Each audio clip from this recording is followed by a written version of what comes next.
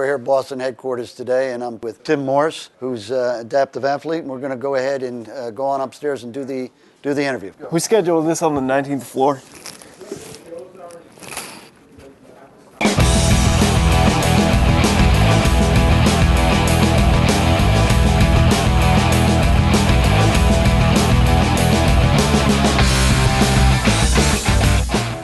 Hey, welcome back to Spartan Up podcast. And Tim, you had a huge pleasure in this next interview of interviewing Tim Morris. I did. Pleasure, honor, whatever words you want to use. But it was, I was quite taken talking to him. And he's got a tremendous story, and he's quite open about it. I mean, he's paralyzed from the chest down. So I don't want to redo the interview, but we'll go and listen to him and hear what he's got to say. And I think you're going to all be pretty impressed with him.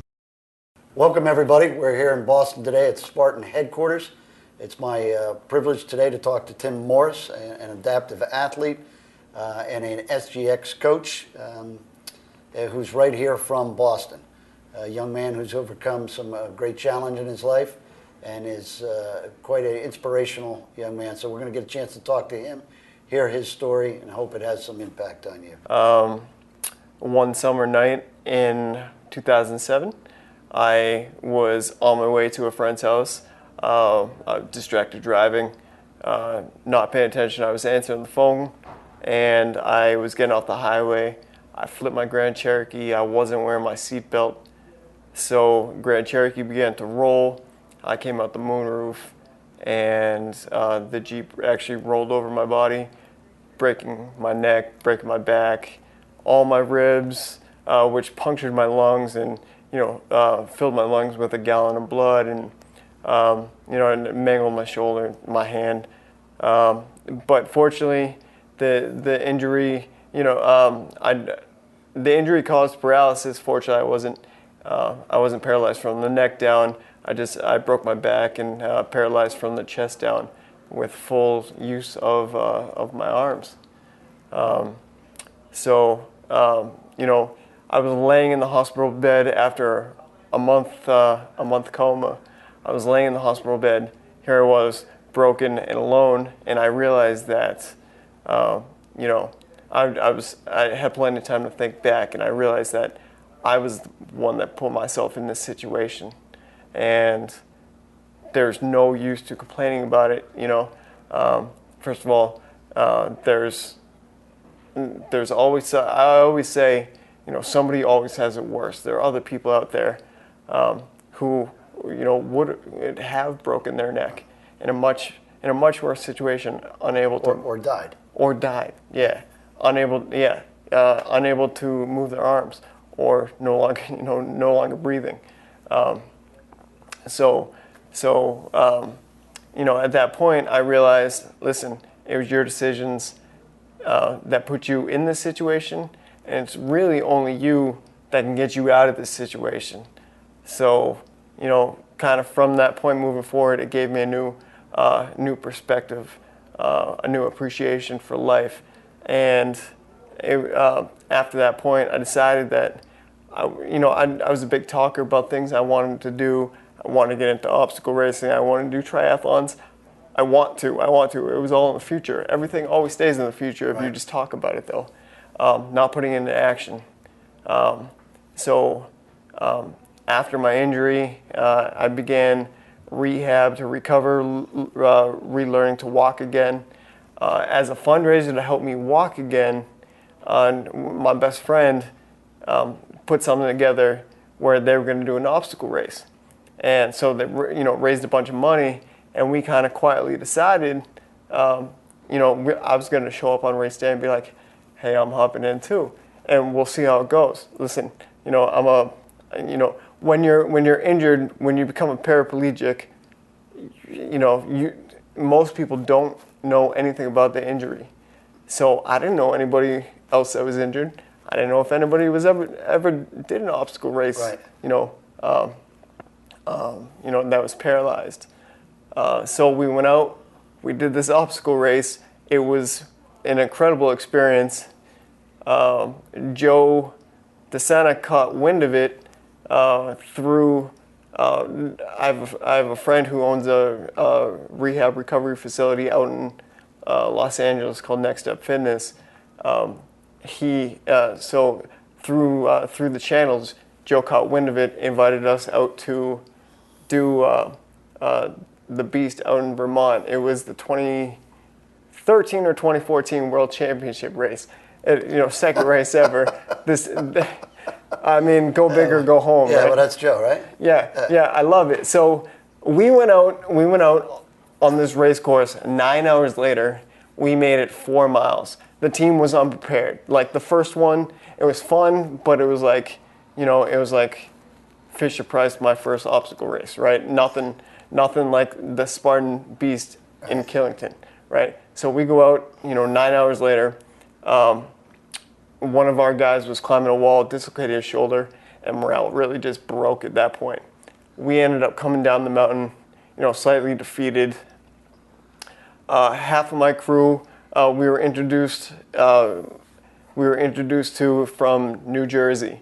So it was my guys from New Jersey and some of my friends from around here. We got down at the bottom of the mountain, and I saw Joe Sena, and he was like, all he said was, "Couldn't get it done, huh?" I'm like, in my head, I'm like, you have no idea what I just put my body through, right? Right. Right. So it's like half the team. Yeah, Mr. Sympathetic. But that's Joe, he's amazing for that, right? It really is just black or white, and I appreciate that so much about him. Half the team obviously got turned off, the other half got turned up. So the ones that were kind of inspired by the humility, by being humbled by the experience, we train through the winter, train through the spring. And where did we start? I think we started at City Field just to get one done, just to, one notch under our belt, and then shot up, hit our first Beast up in Quebec. We hit Mont Sainte Marie. So at this point, we're like, okay, momentum's rolling, and that next year, I think it was 2014, got my first trifecta, then got my a double trifecta that year. Yeah, so I was the first paralyzed guy with the trifecta, and obviously double trifecta. All right, listen, I'm going to stop you there because you have given us an incredible story, but a lot to chew on right there, right? So there's a lot going on there. And the phrase you just used about half your guys being turned off or turned up, I'd never heard that before. Yeah. And I like that. I like that a lot. And it describes, when faced with adversity or challenge or somebody challenging you personally to something, right? Some people either wither and walk away, or some people will rise to that challenge. Whatever that challenge is, somebody in the group always wants to be the guy to step forward, right? Yeah. So turned off or turned up. Did you make that up? I did. Well, I like it. You ought to coin that one. Thank you. So we're going to talk more about all of this stuff, and we're going to take a short break. But when we come back, we're going to talk about, again, kind of some of the specifics, some of those lessons, and then how we apply it to everybody else out there that's listening. I hope you're not sitting still while you listen. If you are, you better get a burpee break in. Hi, this is Marion, the show's producer. Sometimes you hear me making comments in the background, but I'm usually not on the show. This week, I want to tell you about Joe's new book, Spartan Fit. It's coming out in August, but you can make a commitment to yourself now and pre-order it. And we all know from listening to the show how important making that commitment is. Inspired by the legendary warriors of Sparta, Joe shows how anyone, any age, can get Spartan Fit without a gym membership or a fancy diet. If you've been listening to Spartan Up, you already know that being a Spartan is about more than being physically fit. It's about embracing a way of life that prepares you for whatever lies ahead. This book offers Joe's 30-day plan based on a 7 pillars philosophy: endurance, strength, athleticism, recovery, nutrition, mind, and code. Join the Spartan Revolution. Pre-order now at SpartanFitBook.com and save 25% with the code FIT25. All right, so welcome back. We're here with Tim Morris. He was telling us all about his challenges he faced after a tragic car accident. Left him paralyzed from the chest down, but he overcame and became a Spartan racer, a trifecta, a multiple-time trifecta winner. Or I guess that's the right word. But I want to kind of curious on some of the lessons you learned along the way, not only in the racing, although that's important, and we can get to that. So, and I kind of fast forwarded a little bit, but to go back to that time where I'm laying in that hospital bed, half dead, feeling, like nobody understands my situation. I started to think about how I'm going to. Okay, I put myself a little bit behind the 8 ball. Okay, I'm a personal trainer and a phys ed teacher. My life is health and fitness, but 2/3 of my body doesn't work now. What are you going to do? How are you going to stand out, to kind of be able to show your expertise here.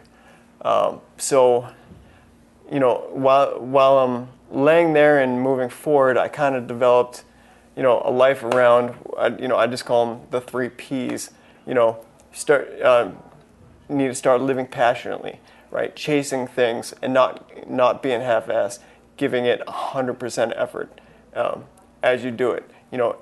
Whether it be trying to get up and walk again, professionally, personally, financially.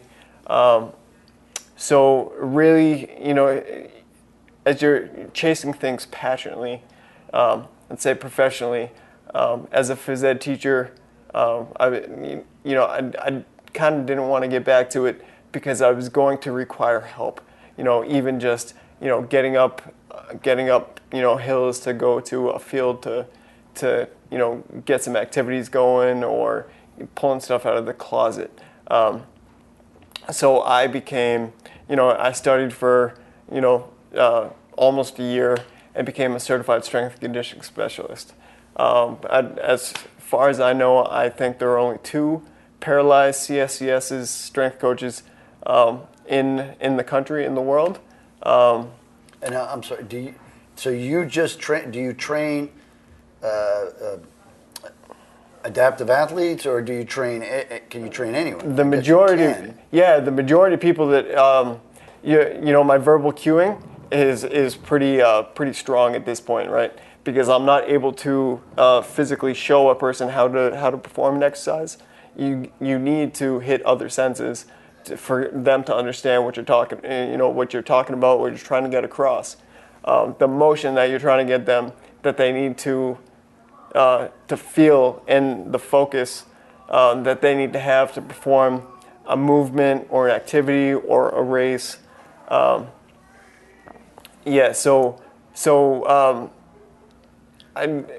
do. The majority of people that I train are able-bodied people. Train a lot of people training for races, but I am picking up more and more adaptive athletes now.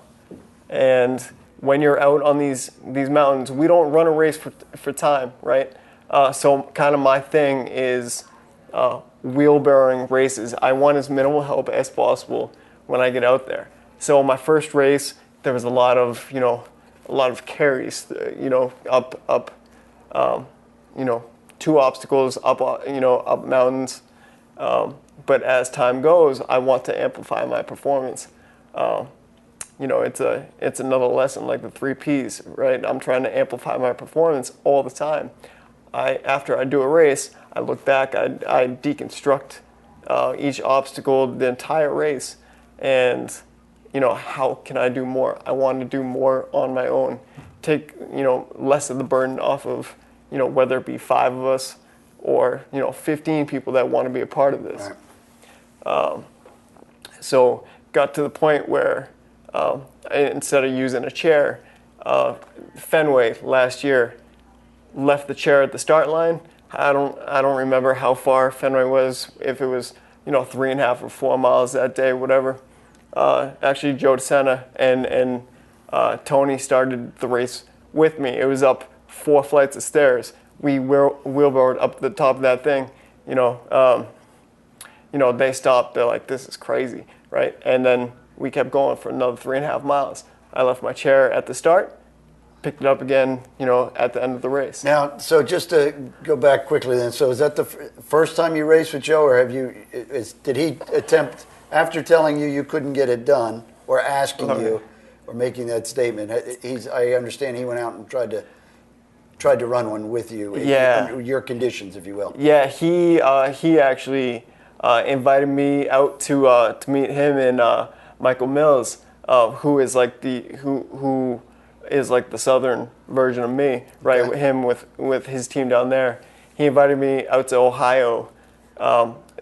It came together last minute, literally last minute. Like, if we're racing on Saturday, it came together on Thursday.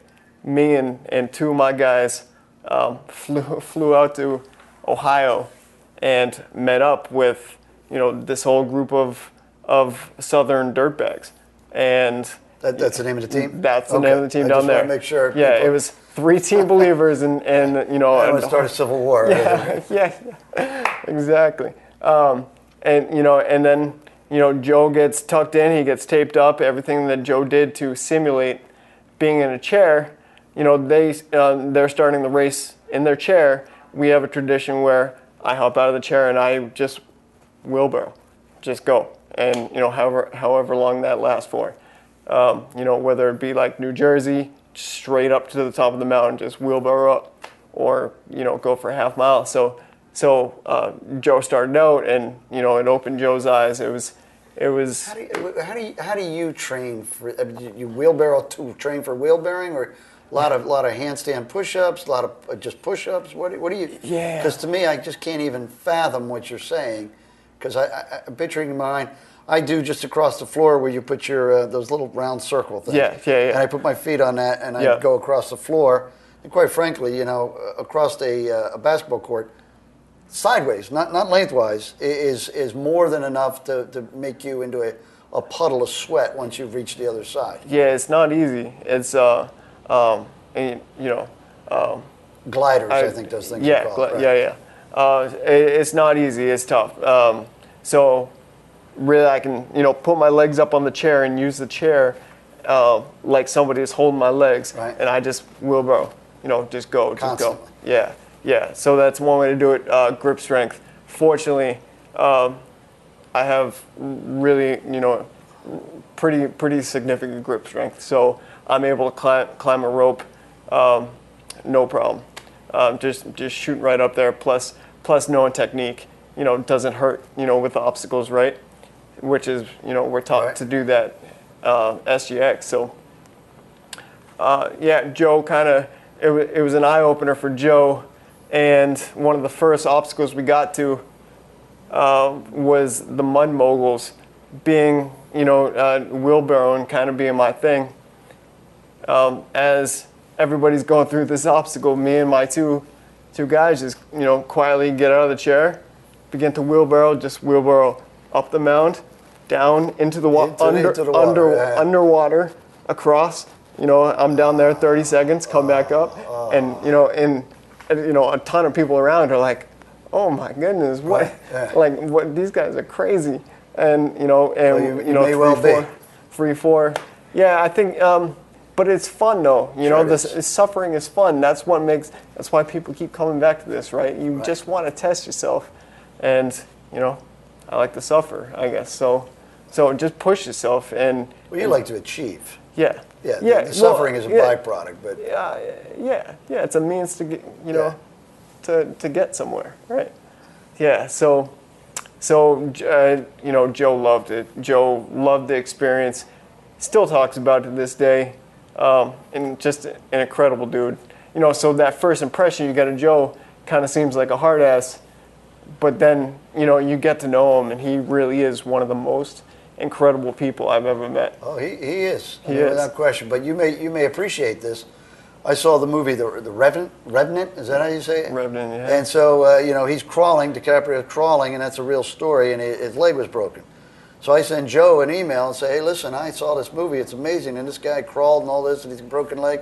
So when we do the barbed wire crawl, we ought to put bands, resistance bands, around everybody's legs, So within minutes, Joe's sending that out to other people. love Say it. that's a great idea. I love it. Welcome to my world. Yeah, you well, know? exactly. It's a good time. So, like Fenway Park, Wilburn, the whole thing, beginning to end, with the obstacles. I mean, it was, it took, if it was 3.5, 4 miles, it took 7 hours to do. Wow. And I couldn't lift my arms above my head for, I don't know, till probably Thursday the following week. Right? It was tough. It was brutal. Wow. But worth it because of the experience. Oh, without question. Yeah. Now, because I do want to go back. I think I've heard passionate, and I might have heard performance. 3 P's: passion, Right. perspective. Perspective. Right? Okay. Understanding that your life is, a collection of the choices that you've made up to that point. For some people, it's tough to hear, but it's reality, right? I don't know. So passion, perspective, and perseverance, right? So paralyzed from the chest down, I'm not going to get up and walk tomorrow. So, how am I going to get myself to a better spot? I became a strength coach. Let's see. How do you stay motivated? I mean, I know you sign up for the races, and that keeps you kind of on the horizon, right? There's Sure, always something. sure. Is that, or is there just more? Is it interacting with other people and knowing you're having maybe a positive impact on others, or? So that's another, that's an amazing aspect of getting out doing a Spartan race, any length, right? People will come by and be like, I just got to tell you, people in tears, Right. they, just want to say hi and, or give you a hug, or just to tell you, listen, I was about to crack.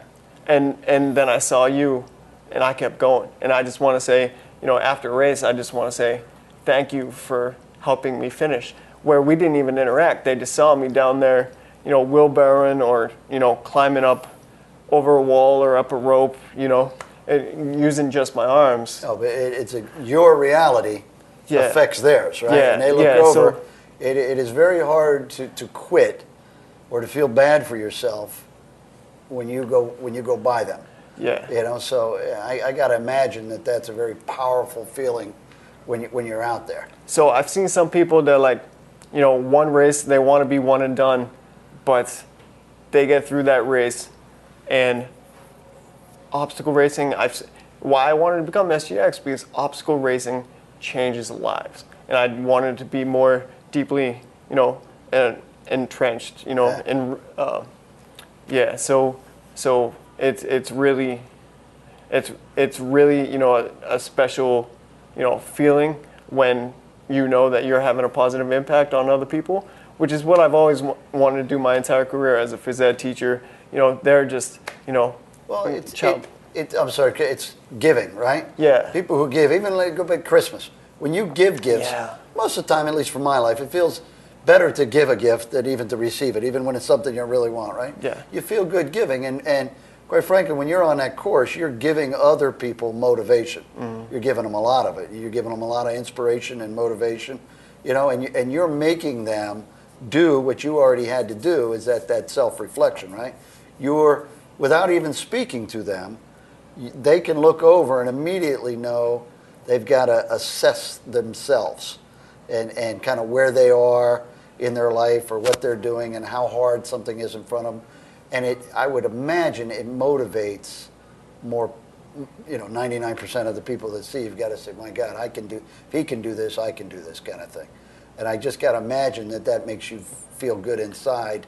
It does. It definitely does. Hearing somebody say they wanted to be one and done and quit, one sprint was good for them, and then see them move on to, a trifecta, and then the next year a double trifecta, and just see that build, because that's an amazing parallel between racing and life, that once you work hard to achieve a goal, once you achieve that goal, you look back and assess, and you want to amplify your performance. You understand that what you thought was your ceiling is only your ground floor now.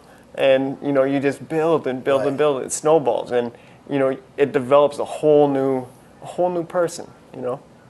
Well, I'll tell you what, this has been a remarkable time, and again, I am humbled just to sit here and listen to your story and to meet you. You just seem like a remarkable, I don't call you a young man, but you're much younger than I am, so a remarkable young man who's got, as you just said, a real perspective on life. I mean, that is really kind of, again, just even me sitting here, I've got to kind of sit back and think, you know, could I do that? Could I be as positive as you're being? Could I be as, you know, just, just who you are? And I don't know that I could. I mean, you've got to find that out when you face it, right? Yeah. But I tell you what, you are an inspiring guy to sit and talk to, and I really appreciate it. All right, so before we go, make sure I got it. Passion, perseverance, and perspective. You got it. Beautiful. Perfect. Thanks a lot, Tim. Thank you. Great talking to you. And that is a good grip. That is some good grip. I can tell immediately that's a good grip. I think his story is just an incredible story of, firstly, acceptance of what he went through, the trauma with the car accident, and just, you know, he's quite accepting of the responsibility that he felt he played in that. So he's an incredible individual. I think he's to accept that and then be able to go on to do what he's doing is a huge amount to learn. And Del, you mentioned off camera that you hadn't heard before the term adaptive athlete, and that you really like the idea that you're not a disabled athlete, you're simply an athlete who's had to adapt. Yeah, exactly what he's doing with it's all sort of upper body strength that he's using to be able to do the courses, to be able to sort of run and get through the obstacles. Instead of actually labelling somebody a disabled athlete, he's not. He's absolutely abled. He's just adapting his anatomy and his ability to tackle obstacles. Yeah, and Colonel, you were saying that you were surprised by how adaptive he was. Well, that's a good segue there, because adaptive is exactly right. For those that aren't on YouTube and are only listening on iTunes, we started the interview and I picked him up in wheelbarrow fashion, and he walked. Which is how he does the races. How he does the races, and he showed me how he walks up the steps, and so I grabbed him by the upper thigh, and he started to move out, and I was immediately. Normally, when you do that, when you're a kid growing up, or you're, for us, wrestling practice or something, you grab somebody, it feels a certain way. Grabbing him immediately felt different. His muscles have adapted. Instead of keeping his arms underneath his chest, they reached out, almost like a swimmer or a runner who was already moving, and you could feel the muscles across his back and his lats just rippling. And then at the end of it, same thing. When I shook his hand, I made kind of a joke that it was a great grip. But I want to tell you, that guy could drop me to my knees if he wanted to. I mean, just from the grip alone. So he has adapted his body to change, to overcome what he's the condition he finds himself in. Yeah. And he's just kind of morphed through force of will and you know, through exercise, he's morphed his body into this, gives himself an ability to do these things that most of us, I don't think, could do. And a double trifecta at that. Yeah, I mean, that's an incredible. Yeah, and that's after Joe said to him, you know, oh, you couldn't finish it or whatever, and then the first one, and then that's a really powerful statement. Some people got turned off, and some people got turned up, and then he said something really beautiful about, like, when you talk about something but you're not doing it, you're wasting. What did he say about in the future? Everything always stays in the future unless you take action. Yeah. And that's the thing that keeps coming up, right? Everyone keeps talking about, like, the only way you get anywhere, the only way, talk about it, but it's the action that's getting him to be the first adaptive athlete to finish not one but two trifectas, and then inspire so many other people, and it's that same sort of, you know, tough love inspiration that Joe gives, right? I mean, when he said that, it kind of honored oops it honors the fact that Joe knows that everyone has so much more potential that you even think that you have. You just keep pushing. But this is extraordinary. Well, it is, but this is a, you know, kind of, again, this is a shout out to Joe as well, who's not with us. But once again, you know, he walked the walk, if you will. He kind of threw that out there and said, well, you can't get it done. And then the next race, put himself in a wheelchair and bound his own legs to find out how tough it was, and found out exactly how tough it was. And kind of changed his perspective, you know, his frame of reference, as he talks about all the time. But he did it, you know, I mean, and that's, again, hard enough to overcome those things if you have to, but to willingly just put yourself in a chair and bind your legs and say, I'm going to go do an 8-mile obstacle course without my legs because I want to prove that I can do this as well. All the credit, all the power to them. I'm lucky to have been to Spartan races all over the world where I've watched adaptive athletes, and I think of Misty Diaz or Amanda Sullivan, Noah Galloway, Todd Love. Just can go on, and it's really incredible because you think about, like, you see a person in that situation and think, wow, that person's incredible, and yet there are so many people who have found themselves in that situation either by accident or by fate or by whatever. And the fact that they're making the most of it, it should really inspire the rest of us who are as able or not able-bodied as we may find ourselves, that we're all capable of more. And that's been such an incredible thing. You see the people line up and clap as those athletes finish, but also, when an athlete finishes who just is at the start of their fitness journey, maybe somebody who's 300 plus pounds, right. And when they finish and the applause that they get, and I just love that there's this community that embraces all these people and not only elevates them as they deserve to be elevated for the efforts they make, but celebrates them by going out and redoubling our own efforts. That's really an incredible thing. Well, and as I told him in the interview, when you're on the course and you look over and you see him or another one of these athletes, it's just, it motivates you.